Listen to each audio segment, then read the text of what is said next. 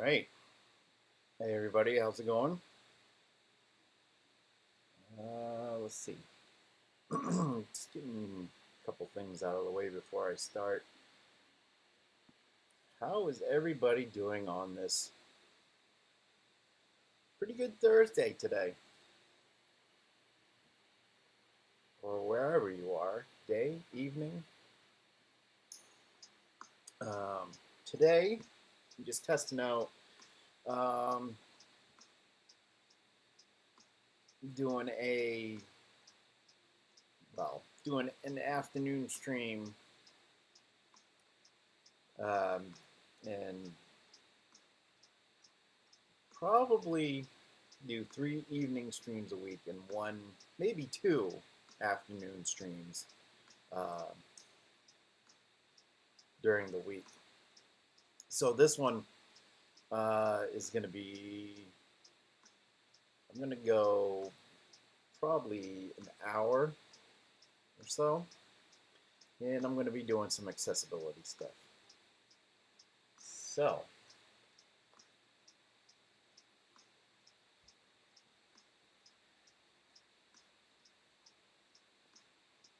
with that said, I know I got a couple people in chat.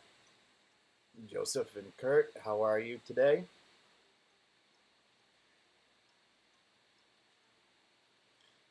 Let's get started.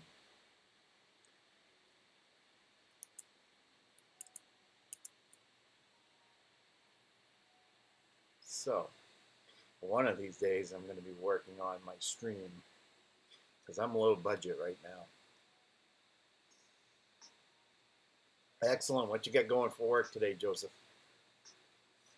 Anything interesting, cool working on?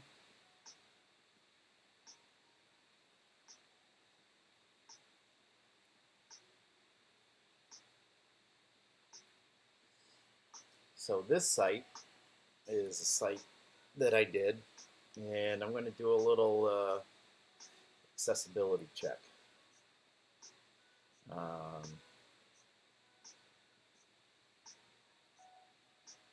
I can already tell that I can already tell there might be a few issues. What I'm going to do is I'm going to run through my process, which is still a work in progress because there are automated uh, tools to use, but there are also other ways to check accessibility issues. Been playing with Watson lately to generate transcriptions and closed captioning. Cool.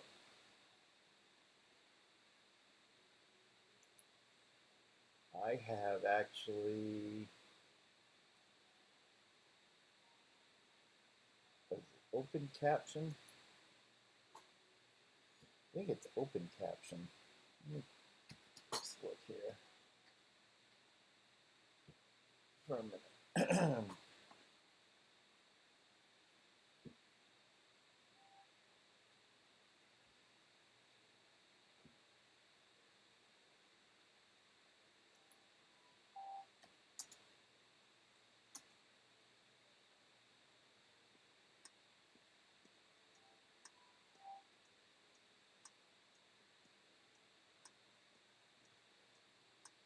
This computer's running slow. I gotta clean this thing out. Anyway, so that's cool. Yeah, playing with closed captioning and transcriptions. I did some podcasts, transcribing podcasts for people, and my method was going through listening to the podcast. So, like an hour podcast would usually take me with 2 people. It took me at the beginning. It took me 8 hours, but by the time I got doing it a little more, um, I knocked that down to about 6, which it isn't much, but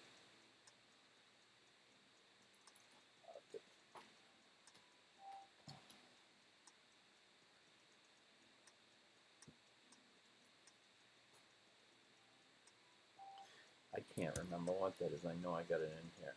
Open caption, I think it was.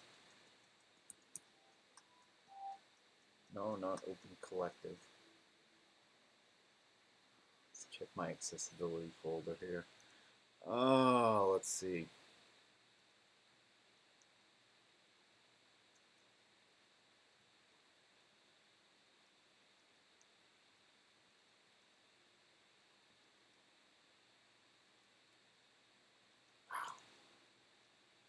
Thought I had it in there. No, I guess not.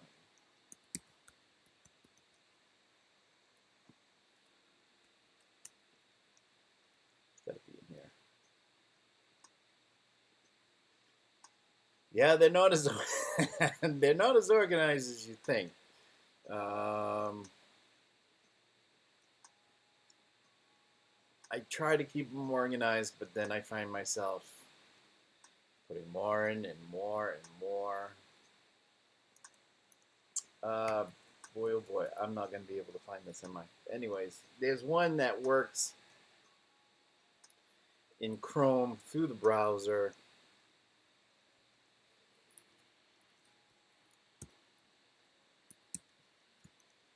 I thought it was opencaption.com.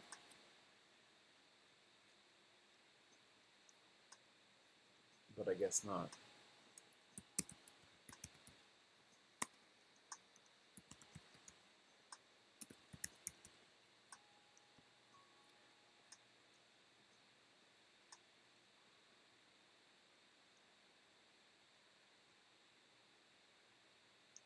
Well, anyways.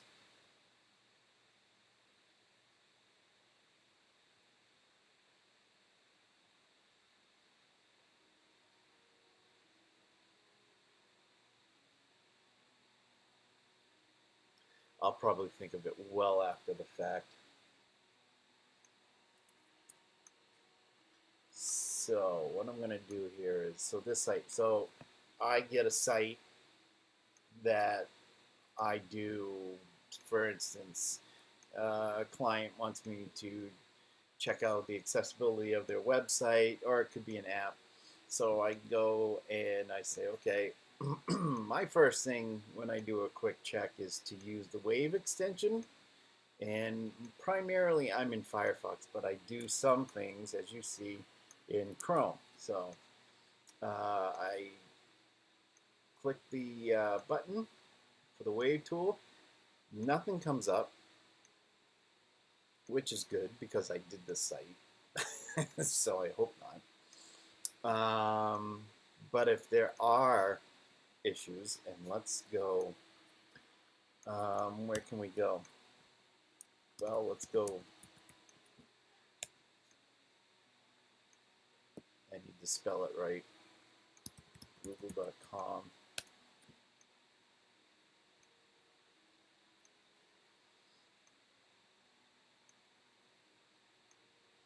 So they're not as bad as you would think.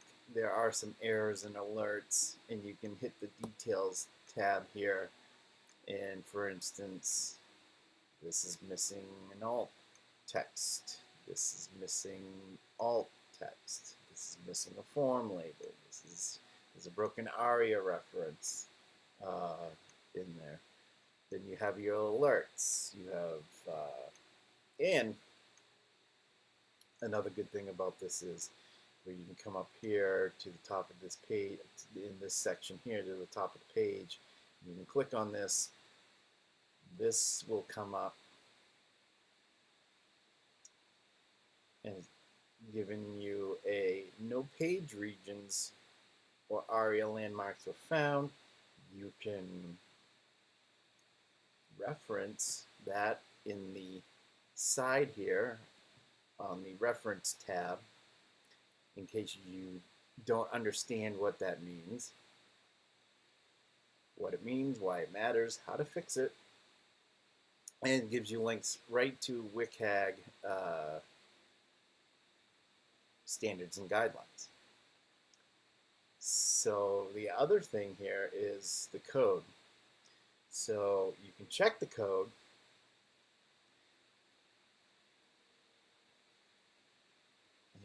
never tried this. I guess you can't. Guess you can't scale that. But so you have. You can view the source when you click code.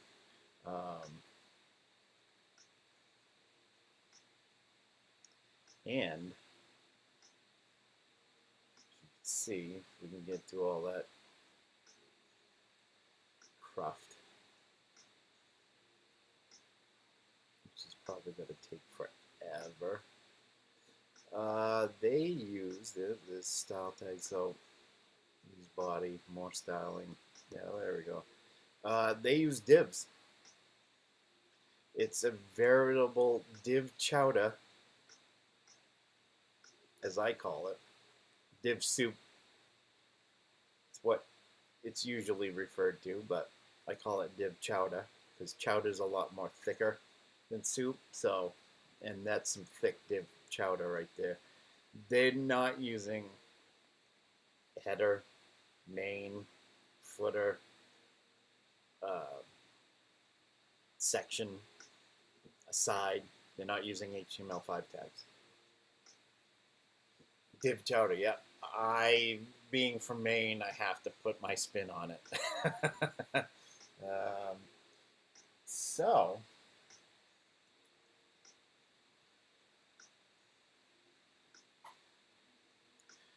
that's where that error, that's what that error means, error. No headings. Which you can see right down here in the code. There's no H1.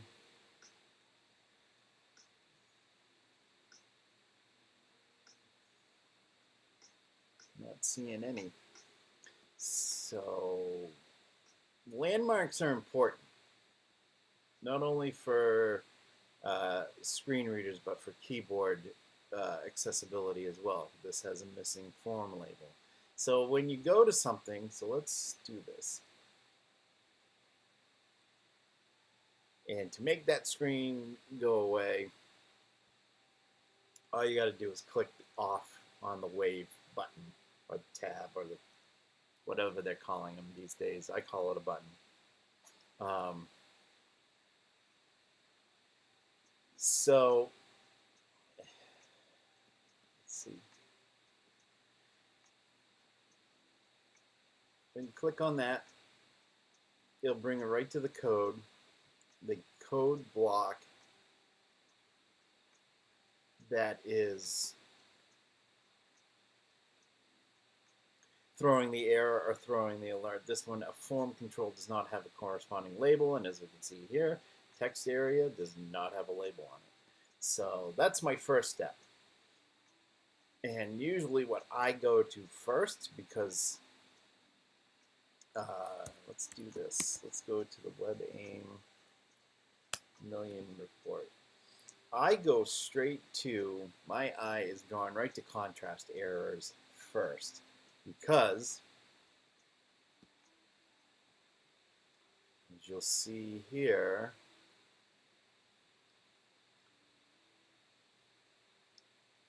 98.1% of home pages, Google, had detectable WCAG2 failures. This was up from 97.8 in February of 2019.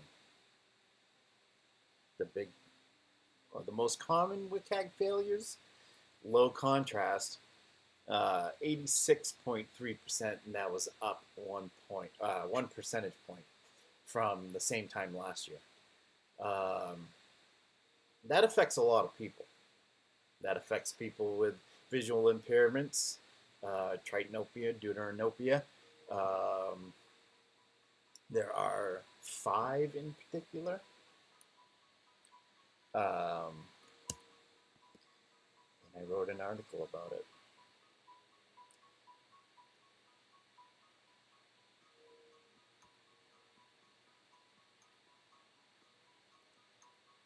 And I gotta fix my site. So you have deuteranomaly, which is a red-green color blindness, protanomaly, which, as the description says, makes red look more green and less bright. You have Triton anomaly, which makes it hard to tell the difference between blue and green and red and yellow, and Tritonopia, which is when you are unable to tell the difference between blue and green, purple and red, and pink and yellow. Colors look a lot less bright. Complete color blindness, monochromacy. It's not complete blindness. It's complete color blindness. There's a difference. And a good friend of mine, Chris DeMars, introduced me back in 2019 to Stargardt's, which is a macular degeneration where people lose vision in the center of the retina.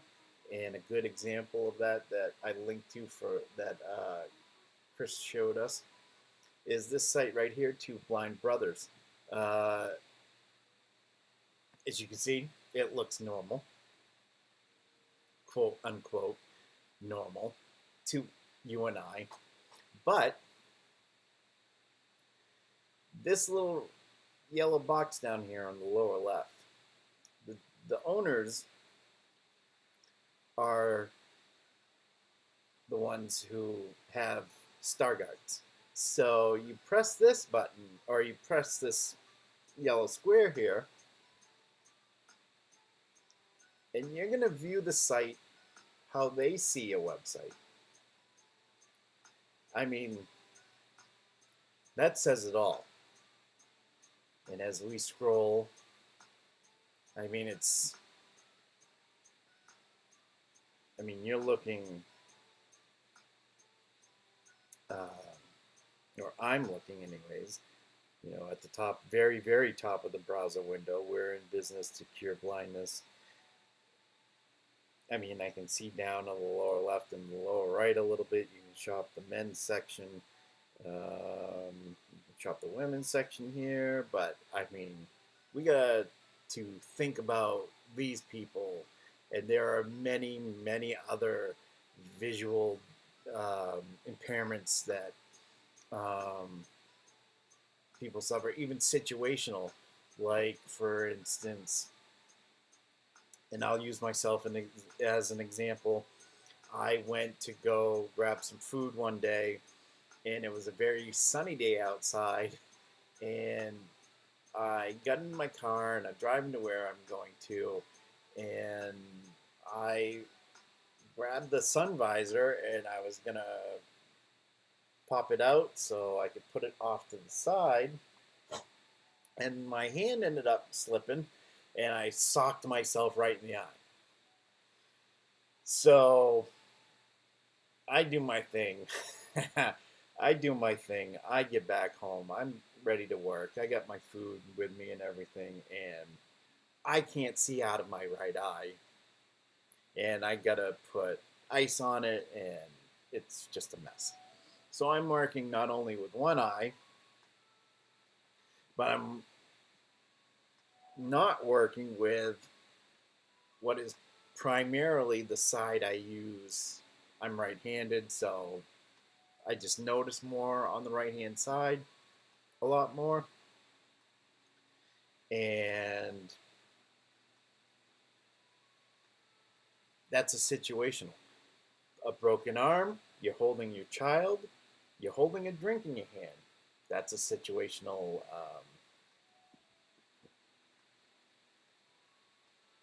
impairment or a situational disability. Wow, this is very interesting. Accessibility is so important. I really need to focus more attention. I still need to focus more attention to it too, because I'm still, a lot of people say, "Oh, you know a lot," and I know a little bit, but there are a lot more people that know a lot more, and we're all learning at the same time. So,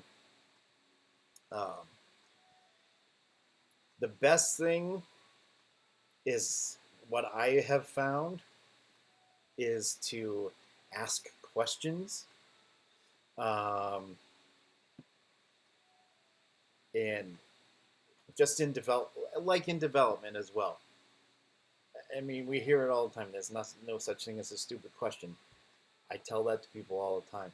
There's no such thing as a stupid question when it comes to development, when it comes to accessibility, when it comes to user experience. There's no stupid questions. So I also found a website that I will show you, whocanuse.com.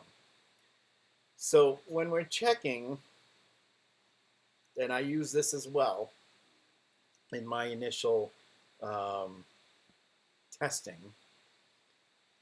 Where to go? Let's do this. Let's get off of here. And let's go back to this. So, well, before I go to who can use, I'm going to quickly backtrack a bit. So, this says there are no contrast errors. But to make certain that there are no contrast errors, I go to the Firefox DevTools because I think they're phenomenal. I'm not taking anything away from the Chrome DevTools. They're phenomenal as well. It's just I have used the Firefox DevTools for quite some time now. And in the DevTools,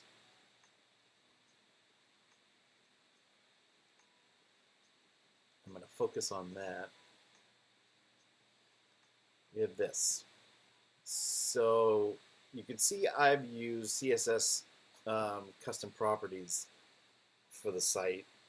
In that orange circle, I'm going to click on that, and the contrast ratio is going to come up.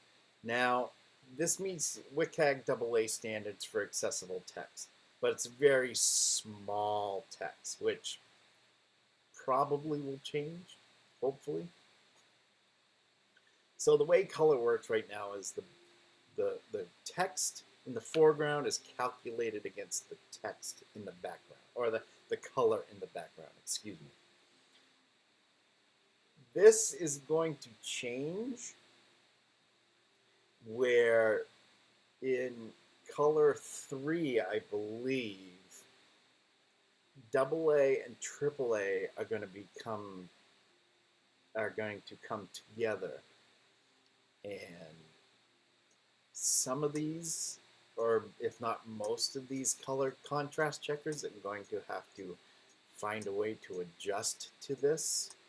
But in Firefox, you can move this color picker all over, and if you can see, I don't know if I can, there we go, bump it up for everybody. I hope everybody can see that. You can move this all around. Now you see right here where you got the warning, it doesn't meet standards.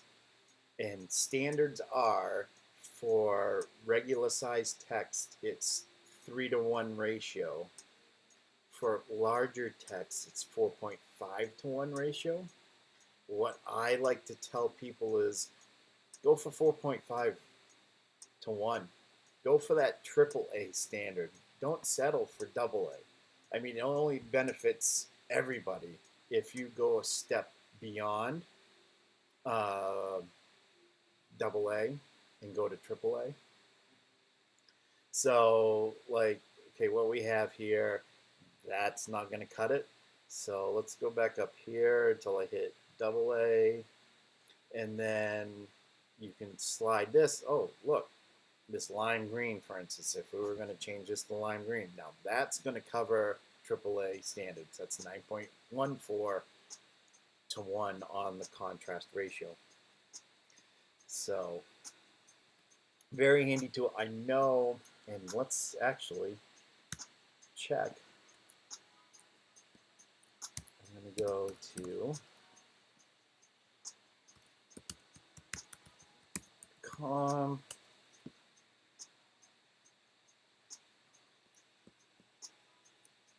Come here and inspect it, and I believe they have pretty much the same type. I think when I think about it, I think Chrome DevTools, their color picker might be a little bit better. Um, so here's their. Whoops. I'm gonna try to bump this up so everybody can see it. Their color picker is a little better. So yeah, they get the same thing pretty much as the Firefox DevTools now. You get a good color contrast ratio. They have this drop down, which today I learned. Uh, I'm meeting AA standards, but I'm not meeting AAA standards. And let's see what happens when we click that.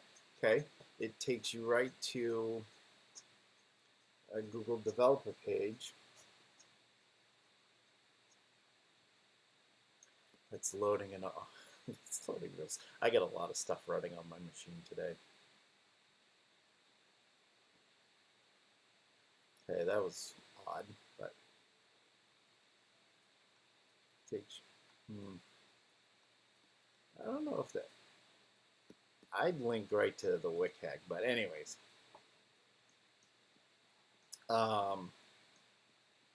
yeah, there's that. You go RGBA, you can go HSLA.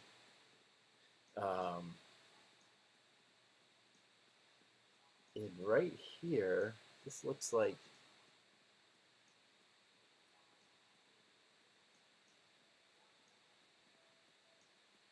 that's interesting. I actually have not played with this tool very much, as you can tell. But yeah, that's how I double check for color contrast. It's just make sure in the DevTools, whatever browser, Chrome, Firefox, that I am meeting personally AAA standards. That link, the color is going to change on that. I want to hit AAA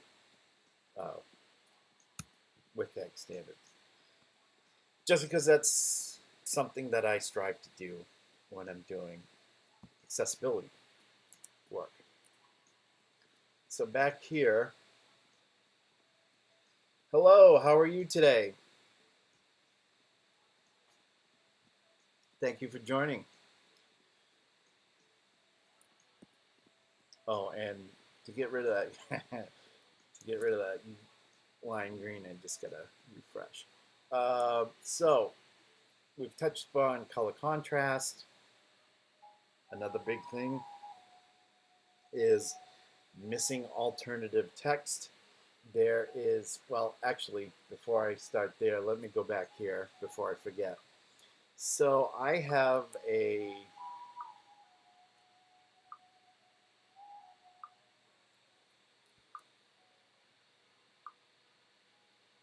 color, the color of the link is,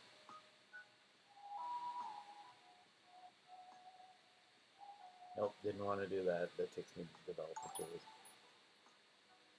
Thank you for the follow. Much appreciated. Very fine, sir. Thank you a lot. Just a curious, very, very amateur programmer who's literally learning if and else and all that. Taking a coffee break to see the professionals. Well, thank you. I don't know where the professionals are today, but I'm sure they're around.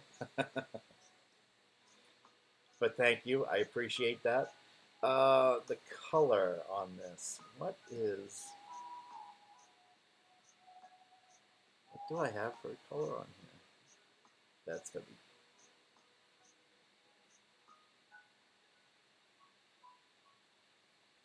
You know what I can do?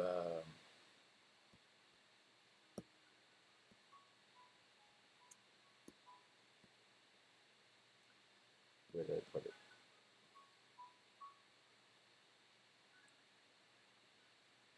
RGB 249. Let me write that down real quick so I don't forget it, because I know I will.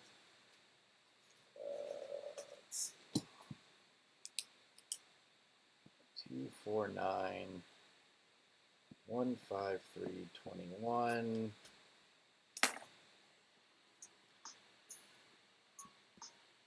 this takes hex only, so I'm going to do RGBA to hex color, and then let's do this.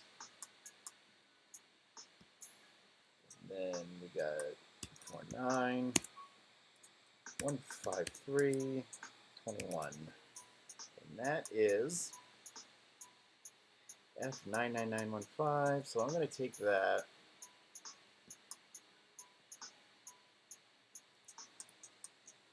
That's going to go in here.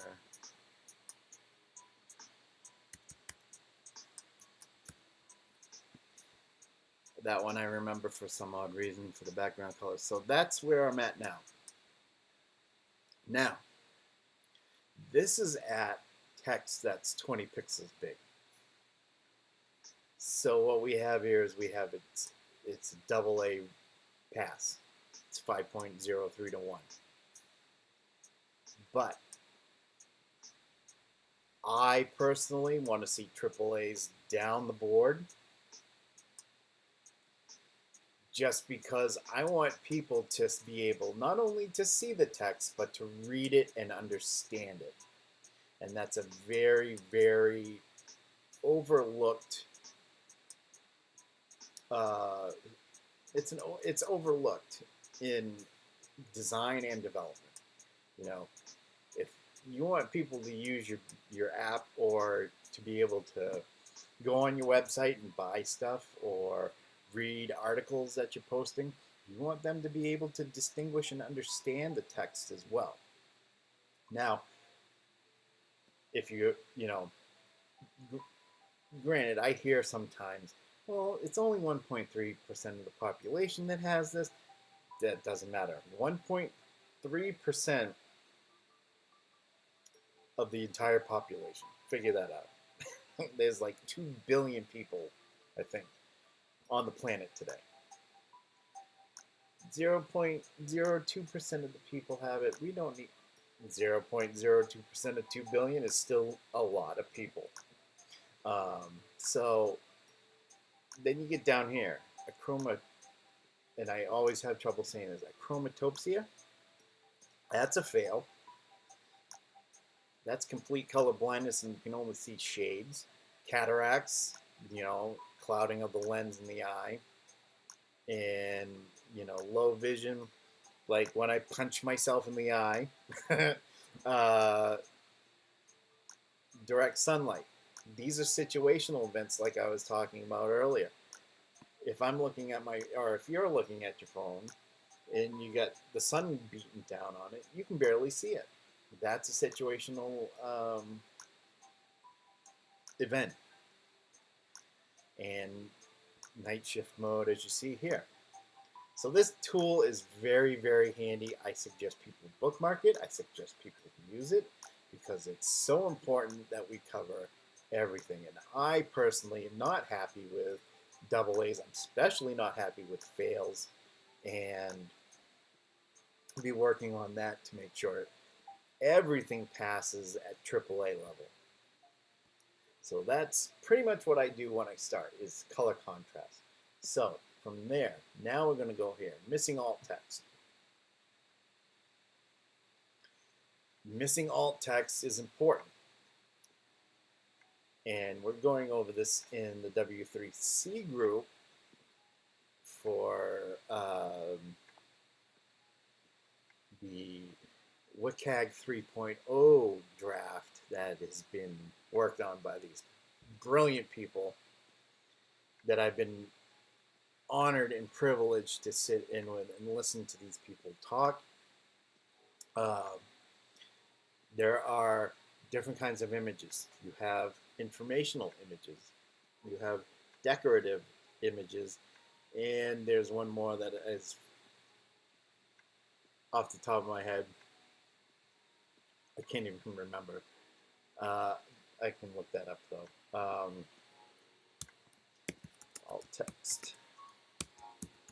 I know it's in the draft somewhere.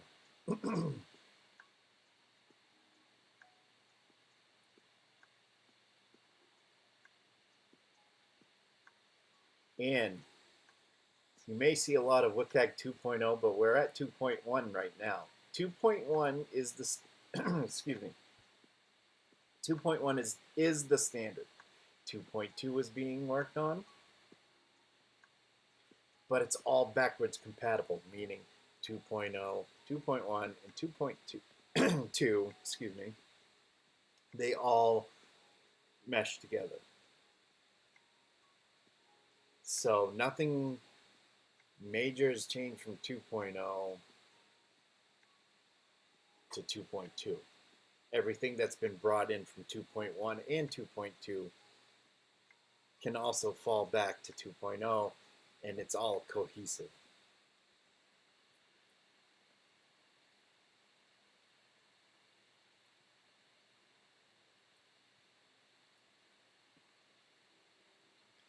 So decorative, formatting, and invisible. If non-text is content is pure decoration, is used only for visual formatting, or is not presented to users, then it is implemented in a way that it can be ignored by assistive technology, and that's where you're going to see a lot of your alt equals with double quotes with nothing in there. Informational, and there's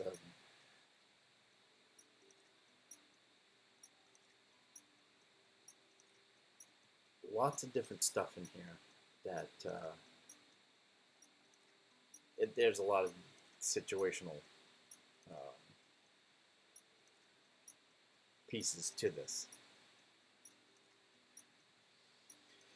There is a lot. This is why many devs feel like it's daunting, that they don't want to, for whatever reason, put the time into it. That designers don't know about, that they don't want to put the time into it. I mean, everybody, as far as how I look at it, whether you're a designer or a developer, and I'm throughout my career been both, um, need to take this into account. From time to time, I don't think about these things. And it's not like I need to have a list on the wall in front of me saying, make sure I do check everything off, but um, it helps to have a list.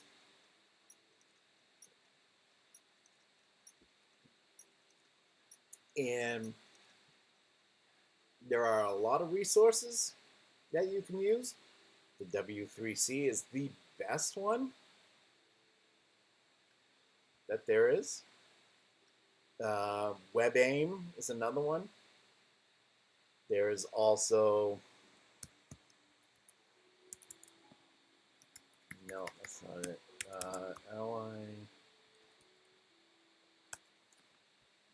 Ally Project, A11yproject.com. They have a massive resources list for people to use. Lots of great resources.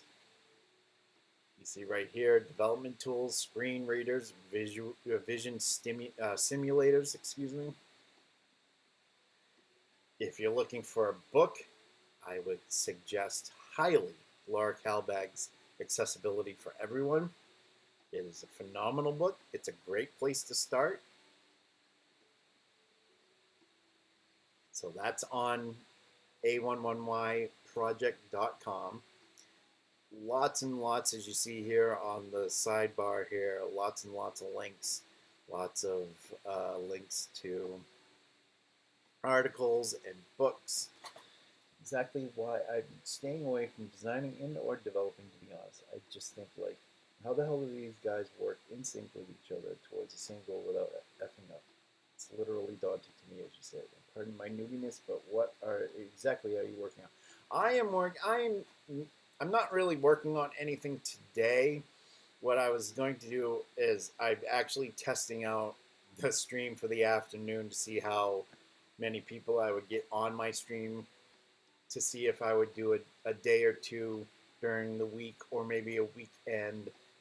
Probably not, probably the week. Do an afternoon, when it's afternoon here, stream. So this is what this is all about. I'm using this site that you see right here as a test as to, and I figured I'd just run through real quick um, how I, a little bit of how I do accessibility work.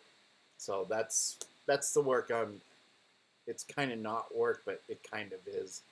Um, that's what I'm doing right now. Hope that answered your question.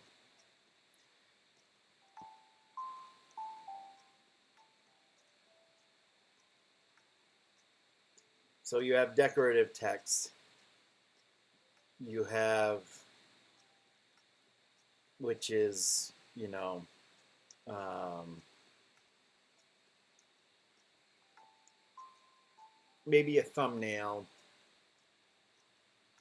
that, or I shouldn't say a thumbnail because that's a bad example. Maybe an image that you've used. Let's go back to an old type of way to divide up sections. An image that's of, like, this really nice kind of horizontal rule type divider between sections of a story. That's decorative. You can use an alt equals empty double quotes in the image tag. Um, let's see. Where are we going to go?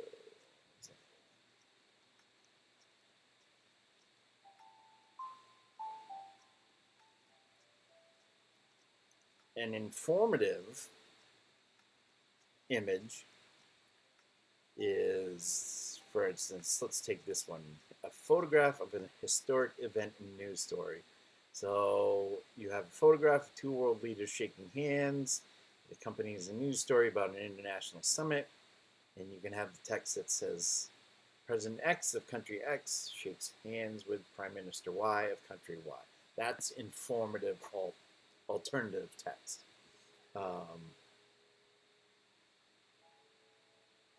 And it doesn't have to be just images. It can be audio recordings, as you can see here.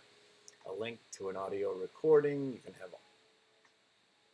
make sure that the link text identifies what it is. This is an audio recording of a press conference from President X of country X about, event X, for instance. Thumbnails, this is where it kind of gets into a gray area because, when you're looking at, say, for instance, a playlist on YouTube, and you have a really tiny thumbnail, but the link is the title of the video to the right of that little tiny thumbnail. That thumbnail could be decorative or it could be informative, but I'm pretty sure that if you have link text to the video, that's the title of the video. If you're following, you can make that little tiny thumbnail just a decorative image. It doesn't have to have alt text because basically you have your alt text right beside it as the link, as the title of the video. So there's a lot that goes into accessibility. But as I tell everybody, in the long run, it benefits everybody.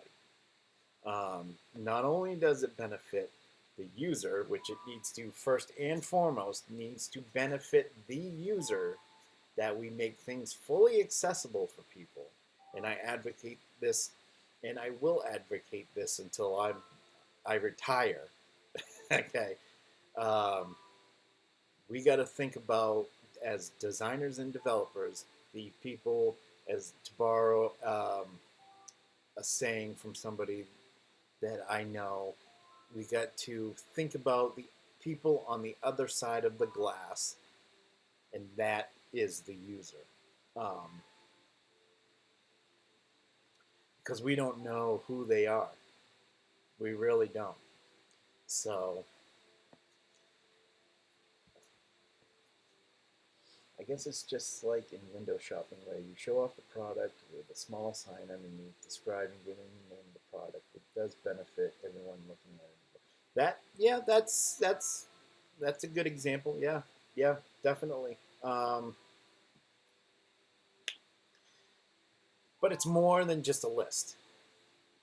You know, you can have a list, and you can check your things off the list for accessibility. But it's more than just a list. And I mean, I can go through the rest of these. I mean, empty links, you want to avoid having empty links, and form labels, you don't want to have empty form labels or buttons. And the last one here was missing document language. You want to make sure that websites are and applications are,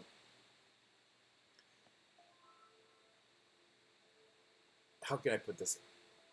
You want to make sure these things can explain to a user that needs assistive technology what they are and what they're doing. Um, and by explain, I mean, thank you for the follow, Scott. Appreciate it. Thanks for joining. Um, and what I mean by explain is alt text for screen readers, keyboard accessible websites for people that need to use keyboards, or that need to use the keyboard. You have sip and puff machines, which if you don't know or have never seen a sip and puff machine, uh,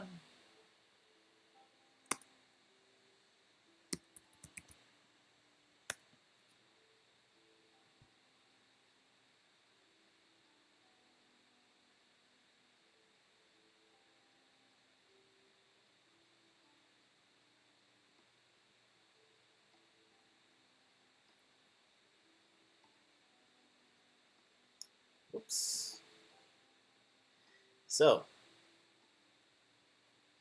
a user with a sip and puff machine, and I'm no expert in this. Uh, so if I do miss something, and somebody has a comment later on, if they stumble across this video, please let me know so I can clarify. The user blows into the machine, or you know, sips from the machine to do um, a number of actions on the computer.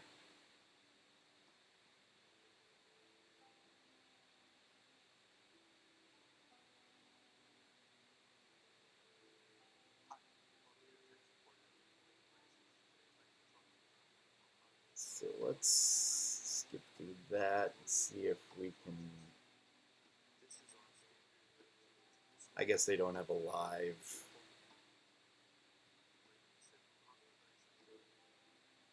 They don't have a live example, but you know, people with motor skill impairments or disabilities will use sip and puff machines. There's braille readers. There's a lot of other assistive technologies that people also use. Lobster Todd. How are you today, Scott? So back to this.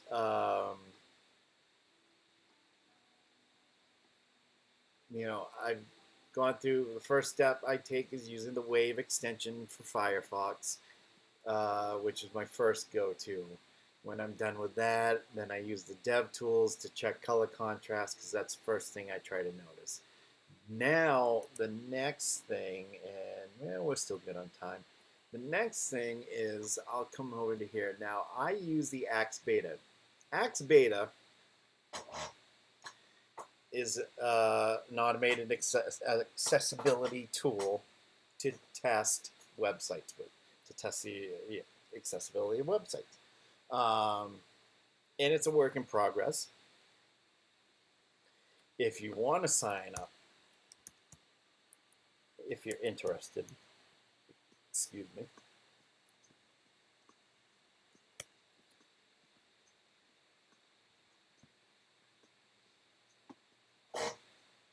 Oh, thank you very much, Scott. I appreciate it. Trying to keep up the good work, spread the good word of accessibility.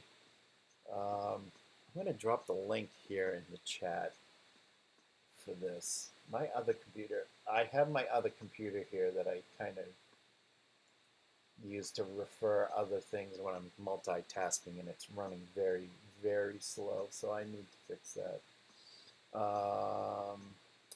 Almost there.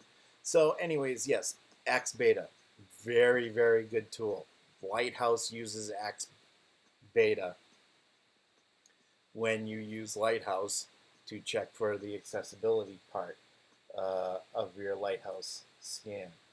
And this is so slow here. This is awesome. Low budget. I'm telling you, this is a low budget production. Oh, come on. I know you got... I probably should add another couple of hamsters or guinea pigs to this machine.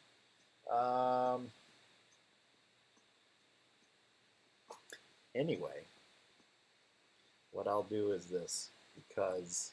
Oh, of course you would.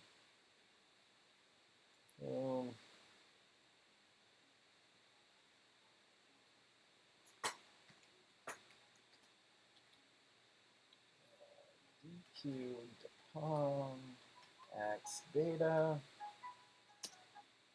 There's the link. Finally, great tool. So for this,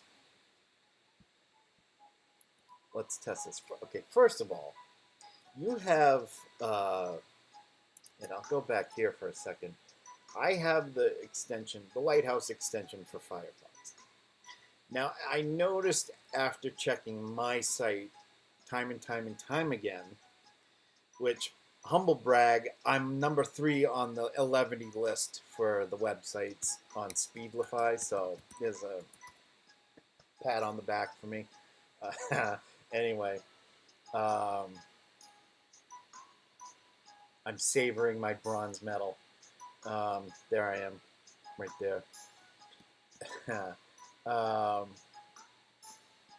I've noticed that a test on the extension for Firefox can be a lot different than the Chrome extension. Hey Tyler, thanks for stopping in and saying hello. I appreciate it. Hope all is well where you are.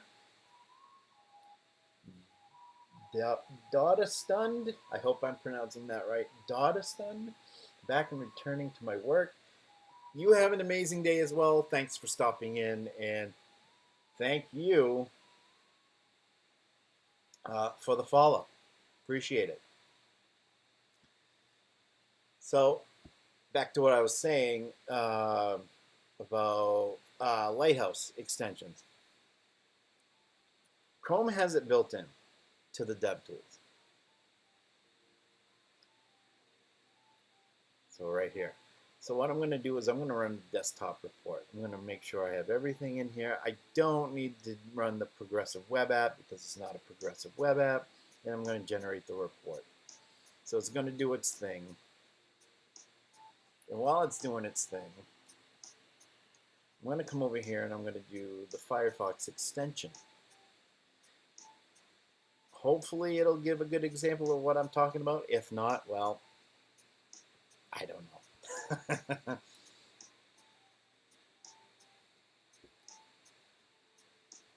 I also use Lighthouse with the Wave extension. with the axe beta. So what we see here, okay, we got 99 on performance, everything else is 100. Cool. See down here that there needs to be some work. There's some work that needs to be done on the cumulative layout shift. Great. Images, it's always yelling at images to serve them up in next-gen formats. We're not going to worry about that. Accessibility. Past 12 audits.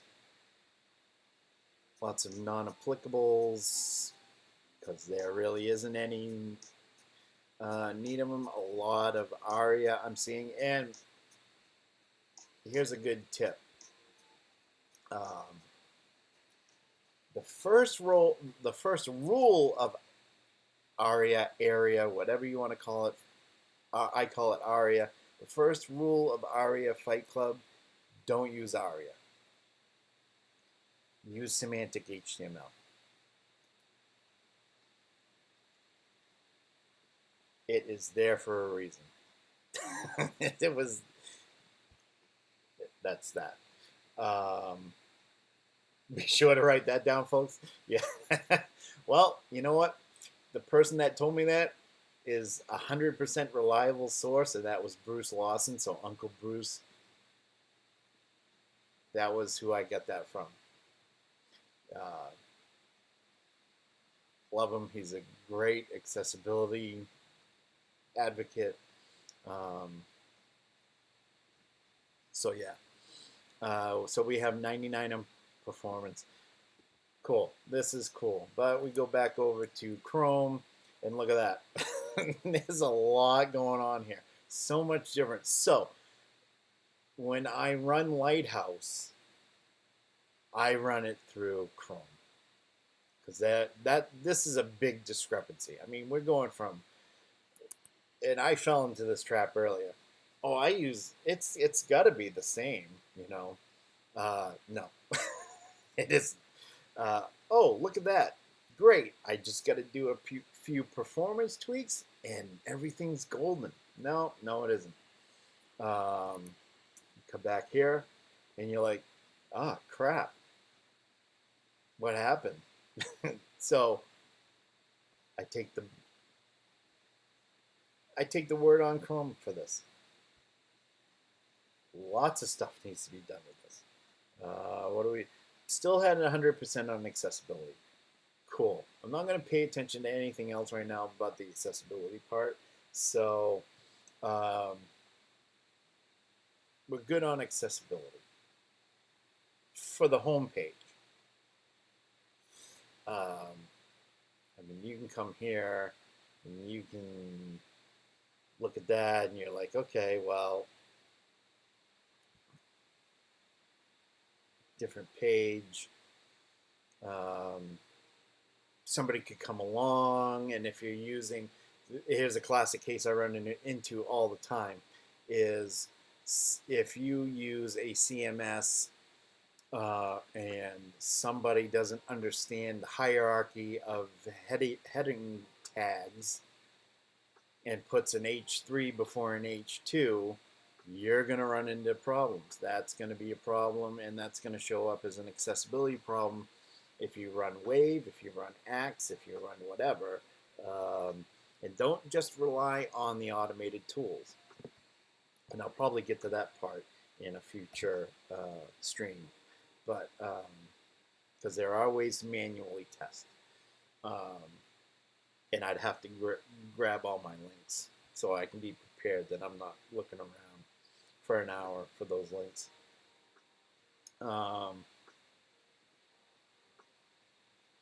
So yeah, everything's still good for accessibility. So that would be the classic case I run into all the time. Say, let's see, let's actually do this. Let's inspect that.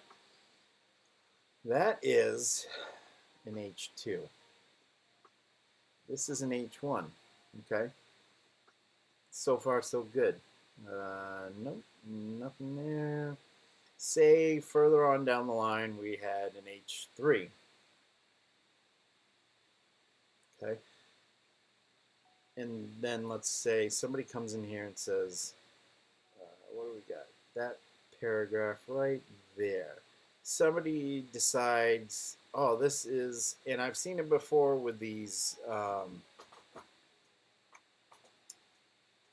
WYSIWYG editors, especially in older versions of WordPress, where if you highlight something and you press the wrong button, you change it to a H3, for instance, and save it and forget about it, it'll, whatever accessibility tool you run to check it will throw an error. So let's say, somebody changes that paragraph to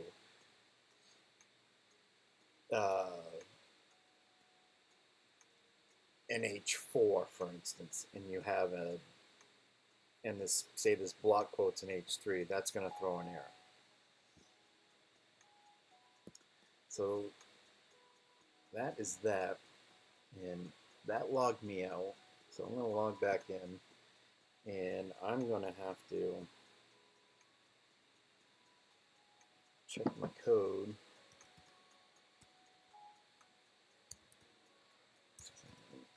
Nope.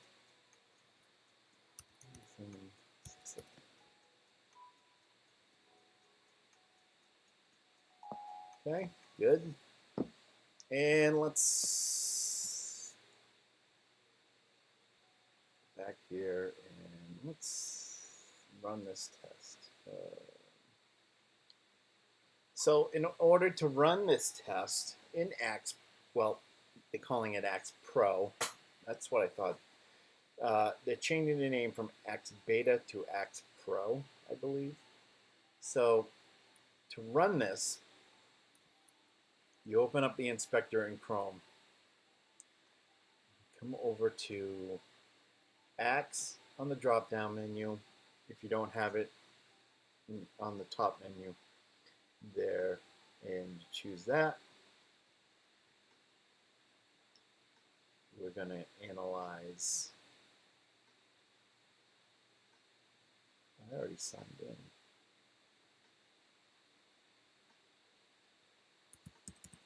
Well, let's sign in again, I guess. Which means I'm going to have to put in, can you have more than one of the same heading and a tag in a row? Or is it after you have one H1, then the next has to be an H1? For a hierarchy on heading levels, you want to do one H1 per page. H2, you can have as many as you want on down to H6. But you should semantically H2, H3, H4, H5, H6. I mean, you can do H2, you can have 3 H3s, you can do another H2, have 3 more H3s. That you can do. But you should, you don't have to, but you should, for accessibility's sake, have that structured semantically so that the screen reader and someone that needs to use a keyboard to navigate through the page to get to certain content can get to that in a certain order. That's how that works. I remember my password here. Oh, that's the wrong one.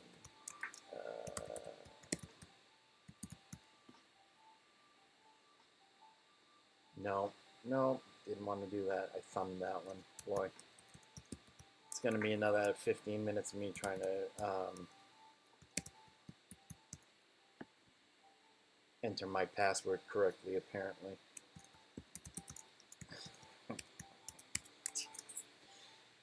You're not making a typo, then you're not living. Okay. So, back to my two-factor app.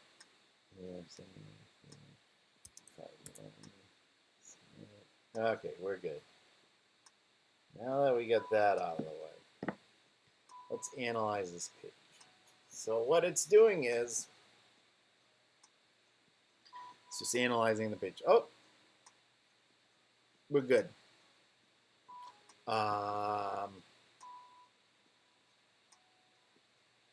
So we're good on that one. I bet you I can find another page, though, that I'm not good on.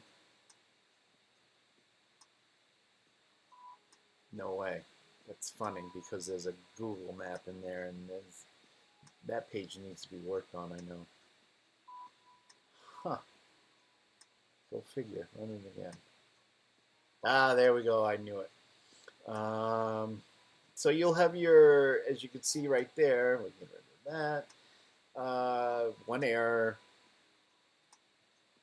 Ensure issue description ensures image tag elements have alternative text or a role of none or presentation. So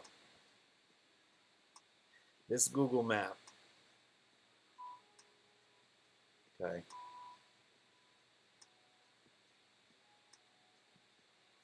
you want, I would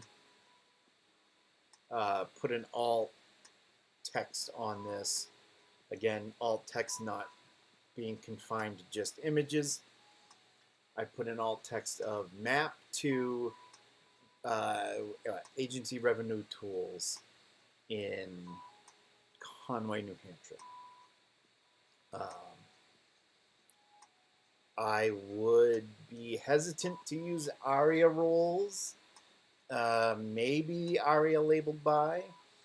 I would definitely use a role of equals presentation, which you see right here, and let me bump that up to, so yeah, right there, elements default semantics were not overridden with role equals presentation. So there's that. So again, take you through a little bit of how I do my testing as far as the automated testing is concerned. Axe Beta is, and I dropped that link in the chat, dq.com/axe/beta. Really awesome tool. They're constantly working on it and improving it.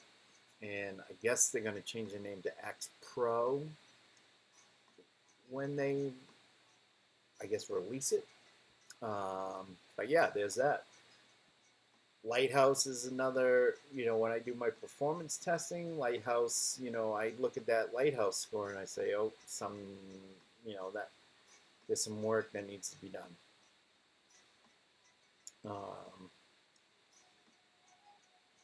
See if I can get it to go lower than 100%, which probably should on this page.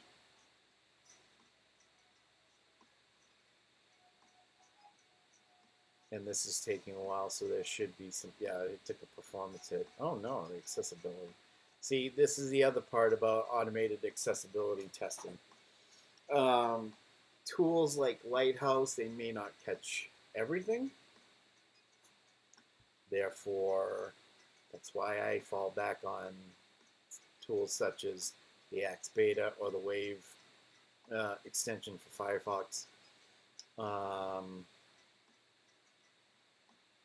And color contrast checkers as well for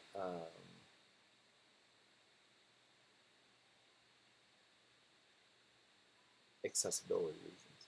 So with this, I am going to close all this out. Don't need to run any tests. I'm going to sign out of here. So there are a lot of tools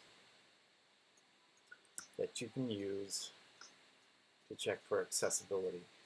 And those tools, while they help a majority of the time, they're not 100%, gospel. And I would love to touch on manual testing, but that would take another couple hours. So I don't know if there's anybody left in chat, but any questions, let me know in the chat, and I'll be more than happy to answer them. And I'm probably going to, let's see, we got 1:30. 39. So yeah, another 20 minutes.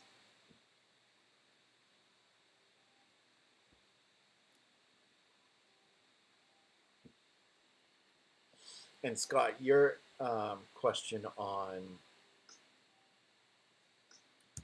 heading tags.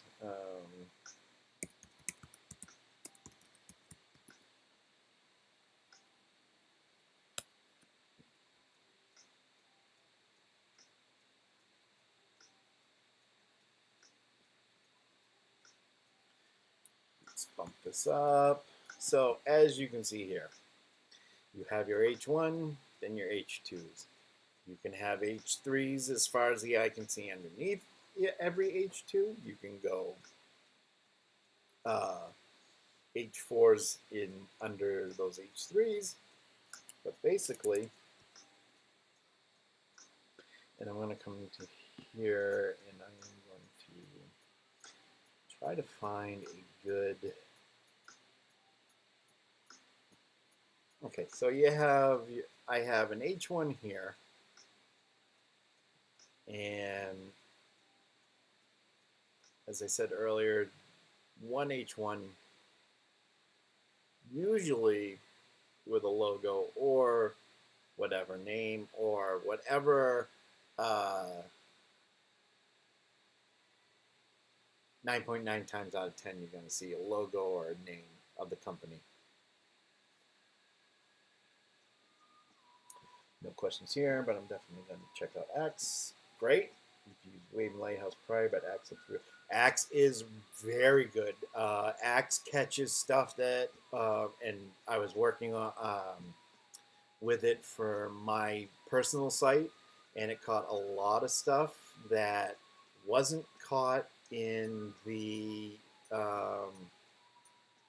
because as I said, Lighthouse uses it, but there was not a lot. There was some stuff that wasn't caught when I ran the Lighthouse check.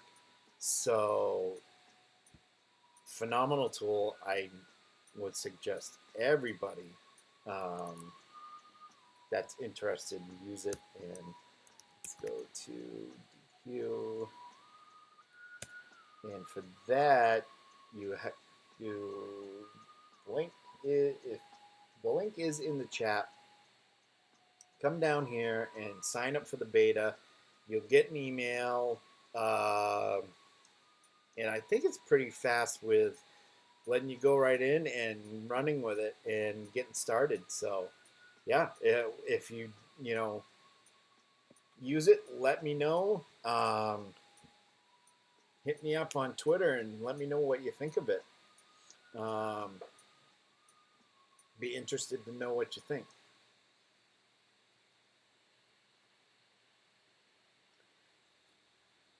But going back to the headers, this right here that I have highlighted is the main reason why semantic structuring of headers should be done to make, well, not really brief, but to make clear and informative landmarks for screen readers and for keyboard navigation purposes.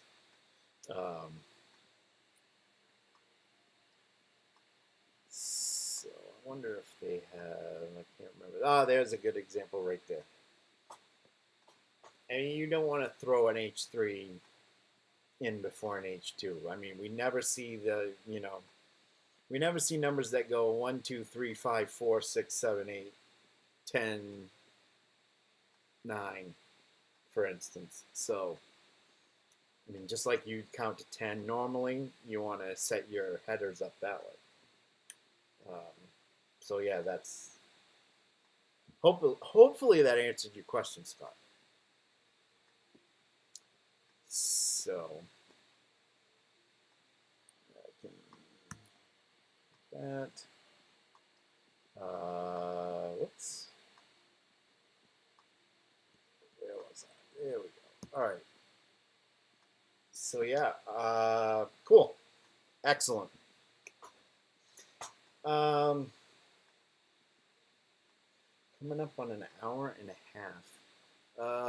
If anybody's got any questions, if not, hopefully that little trip through how I do some of my testing um, was helpful to some of you. And let's do a quick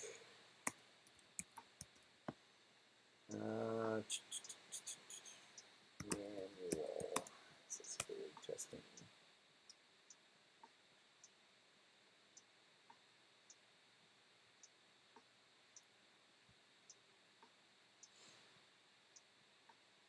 Here is a good article. Not just good, a great article. And you're going to see my slobs, but I don't care. I said it was a low budget. It's low budget. There you go. That's the link to Eric Bailey's article on the importance of manual accessibility testing. And this really opened my eyes to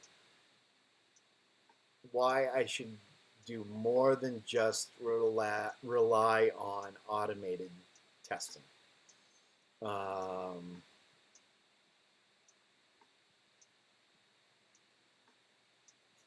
For instance, let's go back to this website.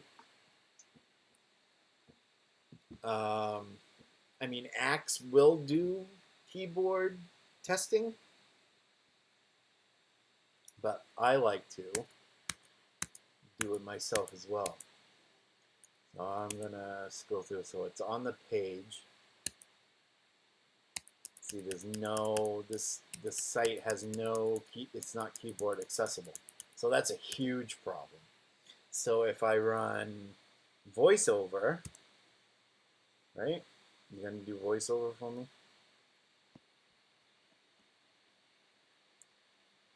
There we go. VoiceOver. No. Let's try that again.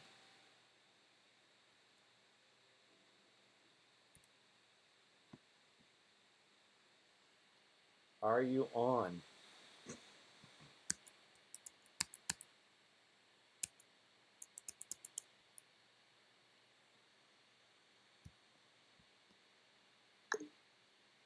VoiceOver on Firefox. Agency Revenue Tools. Window.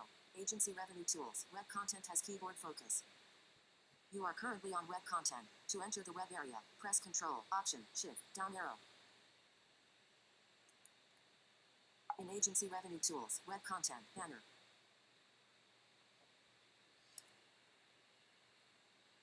Now, the screen reader makes it keyboard accessible. So, with that, Leaving Agency Revenue Tools. Entering Browser Tax Toolbar Item Palette. Agency Revenue Tools. Selected. Tab. it's 1 of 6. All right, Scott. On a tab. 1 of 6. Inside of a toolbar Thanks for joining in. This option. Press Control. Glad you liked it. Have a good day. We'll talk to you soon.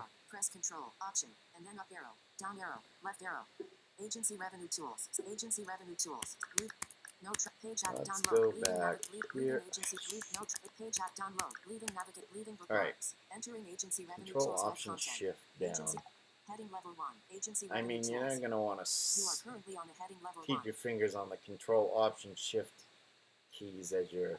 Visited. Link. In text. Agency Revenue Tools. And scroll down. It's not very keyboard accessible. So there's another test, manual test that I do anyways. And as you heard, the VoiceOver for Mac VoiceOver off. is the screen reader. You also have JAWS and NVDA for Windows. You have Orca for Linux. There's a lot of different type of screen readers. I was just looking this up the other day.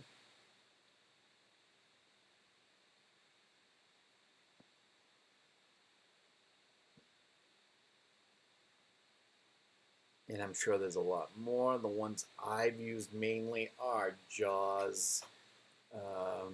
Narrator I did use for, not very long. NVDA, which is non-visual desktop access. There's Orca for GNOME, for Linux. What was the other one? TalkBack I've used. VoiceOver for Mac and iOS. What was it? Web Anywhere. Yeah, Web Anywhere was the other one. Using a screen reader.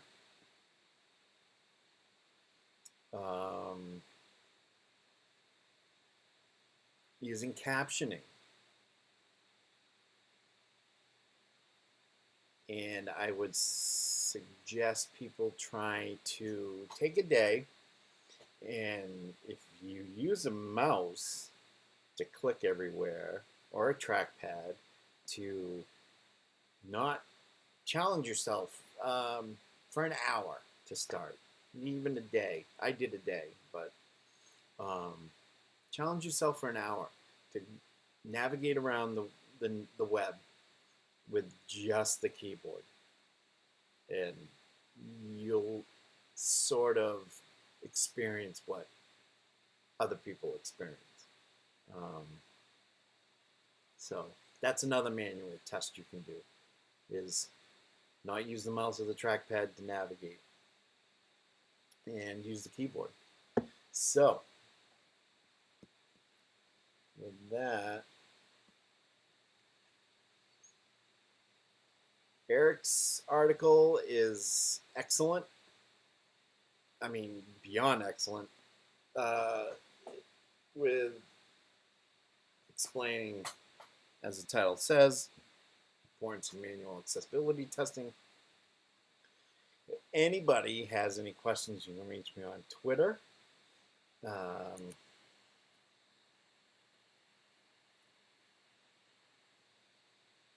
At Todd Libby for that. And I think I'm pretty much going to wrap up this little experiment for today. It's actually went better than I thought it would. Last night I had a stream in it. It was very quiet, but there was a couple of interruptions. But anyways, with that said, follow me here and follow me on Twitter. I've got lots of projects in the works going on,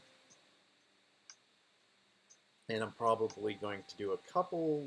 I'll start with one afternoon stream during the week, and maybe if they're popular, go up to 2 afternoon streams a week and see how that goes. So I also do Monday, Wednesday, Friday evenings around 7 or 8 Eastern time, but they'll vary. Thanks for the stream. I'll let you know what I think about it. I just want to check it out too. Thanks, Tyler. Appreciate you dropping in and the follow. And as for this stream, I am out of here. I think it's time to go eat lunch. And no lobster rolls on the menu today, unfortunately. But sure there's one in my future somewhere. So I hope everybody has a great day, has a great evening, afternoon, wherever you are. And I'll be back tomorrow evening, and I probably will be doing. I'm probably going to be doing the 11E restaurant website. I've got to get that done. So I better get on my horse and get that website done. So until tomorrow evening, thanks everybody for stopping by, and we'll see you soon.